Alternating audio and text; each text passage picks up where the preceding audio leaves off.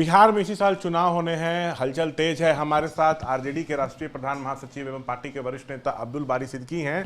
ओवैसी की पार्टी की तरफ से 1 महीने पहले लालू जी को प्रस्ताव भेजा गया था कि हम लोग जो है महागठबंधन में शामिल होना चाहते हैं। कल बिहार एमआईएम अध्यक्ष एवं विधायक अख्तरुद्दीन ने लालू जी को चिट्ठी लिखी और कहा है कि हमको महागठबंधन में शामिल कर लीजिए। इससे यह होगा कि सेकुलर वोटों का जो है वो डिवीज़न नहीं होगा और अगली सरकार महागठबंधन की जो है वो आ जाएगी। सो आप जल्द निर्णय लीजिए कि हमको लेना है या नहीं। क्या आरजेडी एमआईएम को महागठबंधन में ले रही है?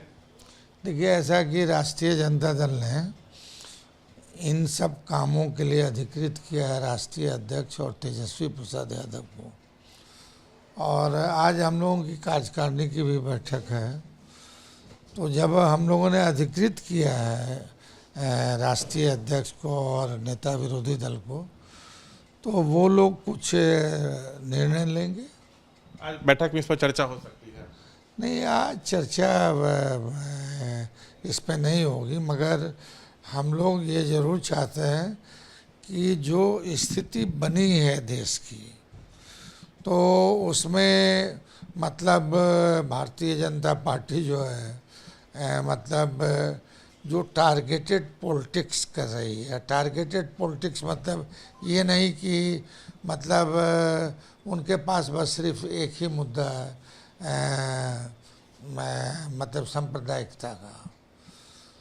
तो इन चीज़ों को देखते हुए हम लोग ने अधिकृत किया राष्ट्रीय अध्यक्ष को। राष्ट्रीय अध्यक्ष ही निर्णय लेंगे। तो आपको लगता है कि सांप्रदायिक शक्तियों को रोकने के लिए जो समान विचारधारा वाले दल है उनको साथ आना चाहिए? निश्चित रूप से,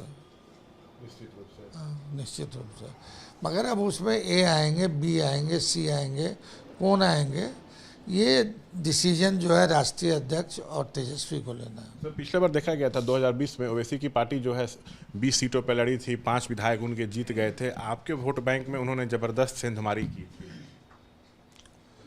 अब जो बीती बात है वो बिसारिए, आगे की सोचिए। और अब तो आप देख रहे हैं कि ऐसी स्थिति पैदा हो रही है कि गरीब गुरबा मजदूर, दिहाड़ी मजदूर जो बाहर काम करता है, उसको अपने वोट के अधिकार से बेदखल करने की भी कोशिश हो रही है। अब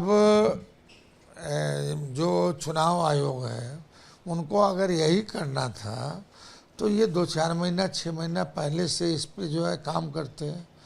और आप जानते हैं कि बिहार के जो मजदूर हैं गांव के, वो या तो दिल्ली जाते हैं, बेंगलोर जाते हैं, बॉम्बे जाते हैं, चेन्नई और एवं केरल बहुत जगह जाते हैं।